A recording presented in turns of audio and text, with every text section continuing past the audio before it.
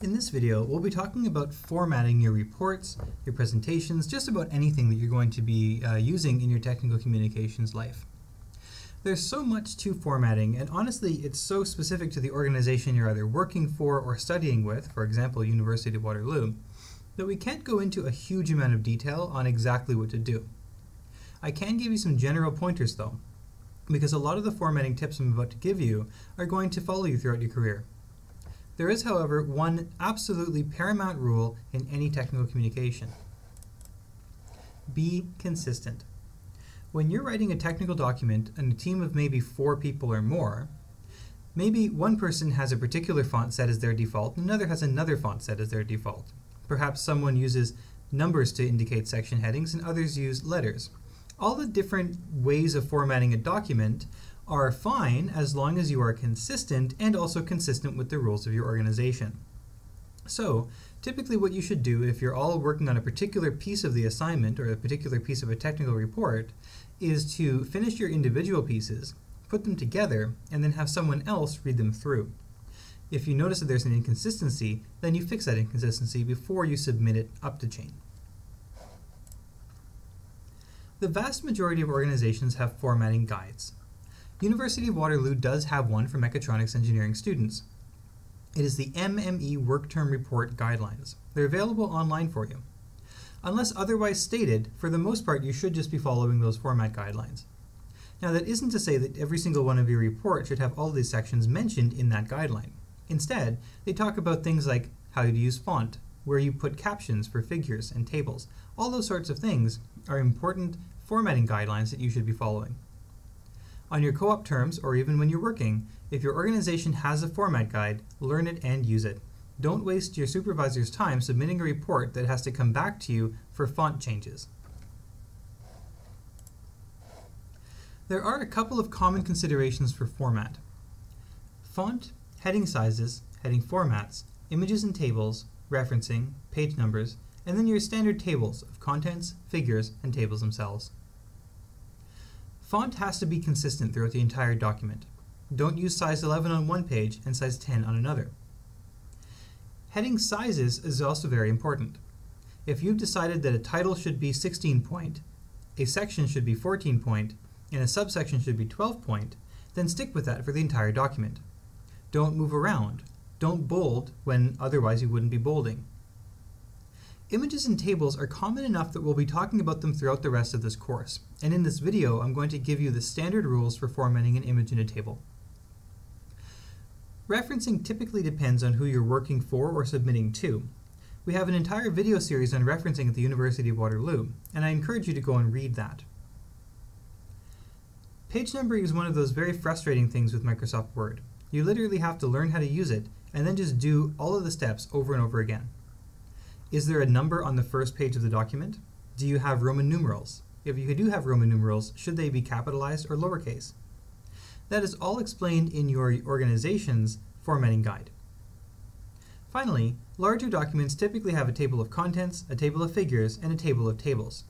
Sometimes that last one is called a list of tables to prevent saying the word table twice in a sentence. These typically follow the university's formatting guidelines quite strictly. What that means is you're going to be having a section heading and a page number. It should be easy for the person who's reading the document to go to the section they want by looking at the table of contents. Similarly, for tables of figures or tables, if the person who read the document previously remembered there was an important figure but didn't know where to find it in the document, the table of figures, or the table of tables, should be able to tell them very quickly where to go. Let's now begin by talking about formatting an image. Here is an image, and I got it from a datasheet for a particular type of sensor. It's not really important which one.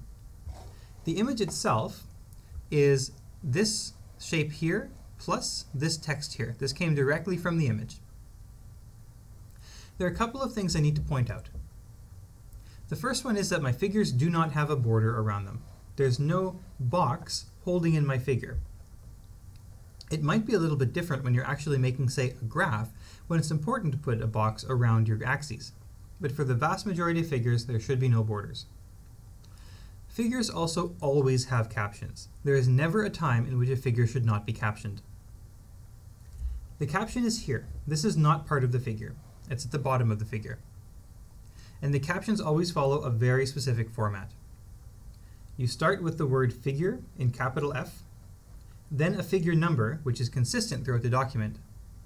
What that means is that if this is the first figure encountered in the document, it should logically be called figure 1.